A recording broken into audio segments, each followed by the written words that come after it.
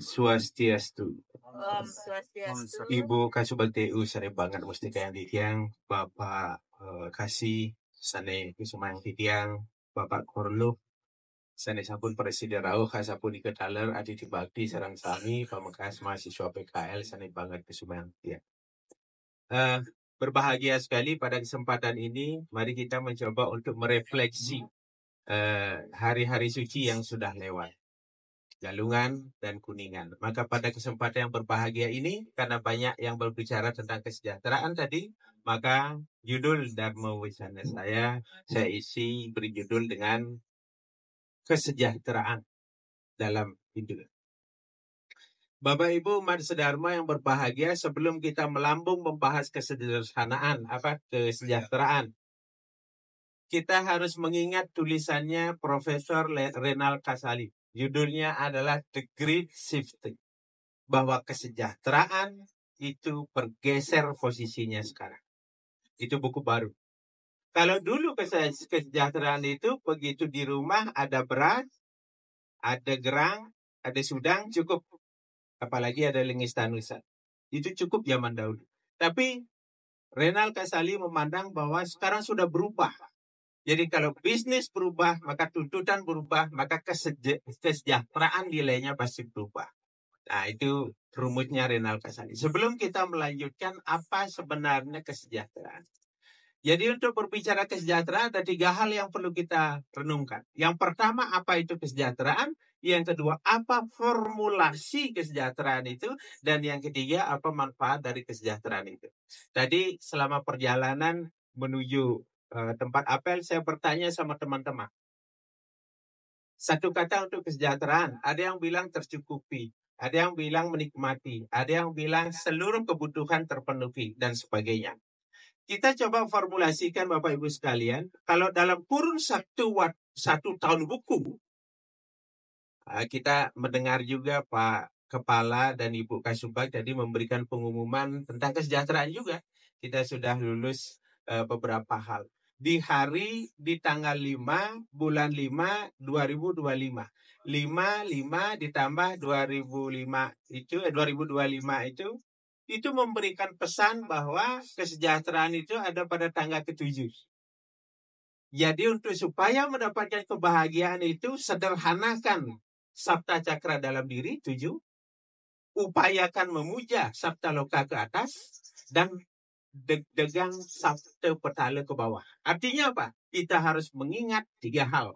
Baikkan memuja, baik untuk melakukan, dan baikkan untuk memelihara. Jadi itu 5/5/2025. Tepuk tangan untuk kita semua. Selanjutnya kalau kita melihat buku ada 6 formulasi kesejahteraan. Tadi pengertian kesejahteraan sudah. Ada 6 formulasi kesejahteraan. Yang pertama, tajamkan pikiranmu. Nike mawinan weten tupuk landep. Kalau ketajaman pikiran, kalau yang disampaikan Pak Kepala tadi, apa yang sudah kita lakukan itu tidak karya kita, tapi karya bersama. Karya metatingan tangan. Gitu.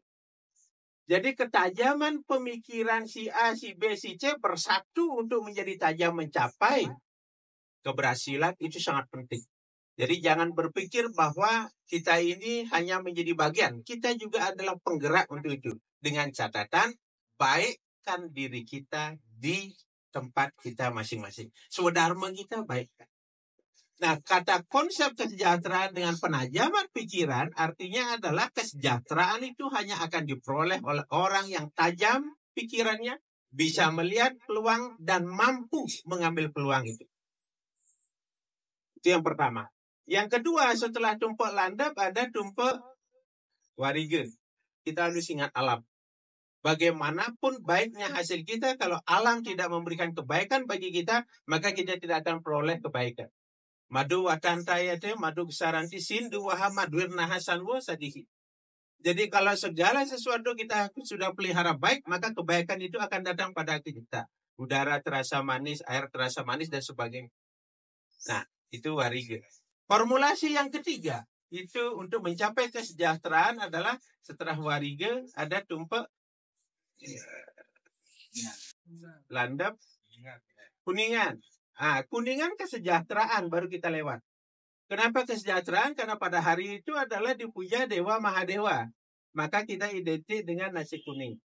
Setelah kuningan, kita memuja Rulut, cinta kasih. Maka sewaktu-waktu kalau sekarang jam 10 sudah ada musik Indonesia Raya. Jangan hanya dinyanyikan Indonesia Raya. Ingat, bangun badanmu, bangun jiwamu.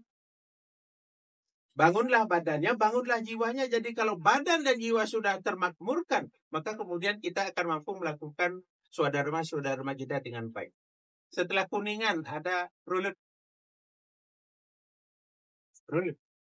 Kita kasih. Jadi yang kemarin viral karena menyebut tumpak rulut Valentine ala Bali. Itu viral. Selain sebelum galungan juga dibully juga. Itu tentang pemasangan penyor. Jadi oleh Bali TV dengan sekian ribu subscriber dan dibagikan. Jadi banyaklah muka saya, muka-muka salah di mata masyarakat dan muka netizen. Ya memang mukanya memang stoknya sekian. Kita menyatakan kebenaran pun dianggap salah oleh netizen. Ingat, penyuluh mangkin elingan ini. Nah kemudian setelah kerulut, wayang. Oke. Wayang itu bayangan. Jadi bayangan ini mempunyai suara, bayangan bahwa kau ada dirimu di situ, apa yang kamu lakukan, apa yang telah kamu lakukan, dan apa yang telah kamu perbuat. Ini kemauinan kalau pada saat hari kesejahteraan Tumpuk Kuningan, kita banyak membuat sampian. Sampian itu membuat diri kita di sana. Bahwa diri kita harus diberikan tameng, perisai, tamiang. Diri kita harus diberikan kekuatan, keris, ter. Lalu kemudian diri kita harus dibekali dengan endongan dan sebagainya. Jadi 6 formulasi kesejahteraan versi Pawukon ini perlu kita pahami. Makalah kemudian muncul program pemerintah Nangun Satyati Roke Bali.